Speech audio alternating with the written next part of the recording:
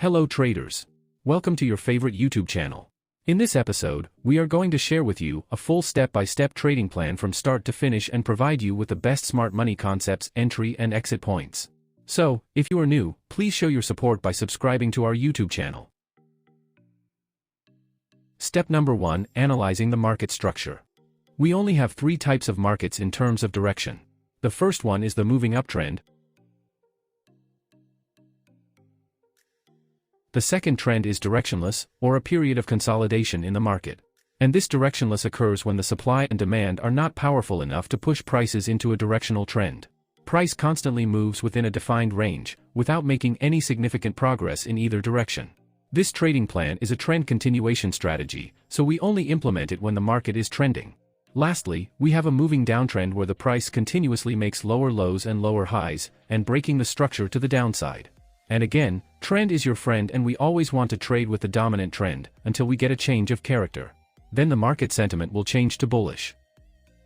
Step 1 is all about identifying the market direction and key levels of the market structure. Here we have USD/JPY chart, and price came from this strong supply zone going to the downside. Price is making a series of lower highs, and breaking structure to the downside. Therefore, we can identify this trend as a downtrend. As price continues, it breaks the previous high, signaling a possible shift in the market. Therefore, we mark it as a minor change of character. Price then continues to break another high which created a BOS, and then we mark it as a major change of character. From here, we know that the market sentiment has changed from bearish to bullish and we are now looking for buying opportunities. Now we have identified our market sentiment. We now move on to step number 2. Key concepts of smart money. In this step, we are going to identify fair value gaps, liquidity areas, and optimal trading zone on the higher time frame. So, what is the fair value gap? The fair value gap refers to the space between the wicks of 3 consecutive candles on a price chart with no overlap. These gaps in the market are created when we have an imbalance between the buyers and sellers resulting in aggressive moves. The market often returns to these gaps to restore the balance. Liquidity. Liquidity is the fuel of the market. Liquidity refers to money or large counter orders that must be fulfilled. Market always needs to sweep the liquidity to gain momentum. Therefore, liquidity areas are where retail traders enter the market and place their stop losses. Let's look at this example. Price has previously reversed from this area. Therefore, when price taps into this level again, we mark it as a support area and we anticipate price to reverse once more. Then we get into the market with buy orders here, and our stop losses just below our support. Now let's wait and see what happens. Remember that liquidity is the fuel of the market. Therefore, price hit the stop losses of all the retail traders, sweeping the liquidity to gain momentum and aggressively reverse to the upside. Another key concept of the smart money trading strategy is finding the optimal trading zones. These zones refers to areas of high-quality trading concepts. If valid order blocks and order flow areas meet the rules, then these zones will be great levels to look for trading opportunities. So, now that we have learned about the key concepts of smart money, let's apply them to the real chart example. This is a clear moving downtrend. And here at the top, we have 2 consecutive highs. Therefore when we break this low, we mark it as a change of character. And here we can spot this fair value gap that has been created recently. So, if price could return to fill the gap before continuing to the downside, it will provide us with a perfect trading opportunity. Now the question is, where is the liquidity? So this level was our previous swing low, and acted as a support. So now if price returns to this level, our previous support will turn into resistance. Most retail traders will be induced into the market as they see this as an opportunity to go short and sell the market. They will place their stop losses just above the zone, and this action makes a lot of liquidity to gather above this zone. As we all know, price will sweep the liquidity first, and gather the momentum to push price to the downside. This is why it's important for you to identify the liquidity. Now we have successfully identified the liquidity. Let's find the last concept, which is the optimal trading zone.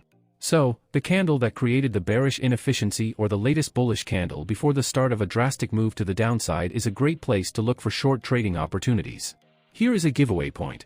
It doesn't matter how good your entry zone is, the market can easily ignore your perfect setup and continue with the dominant momentum. Therefore, we need confirmation in the lower time frames. This candle is the last candle that created the imbalance.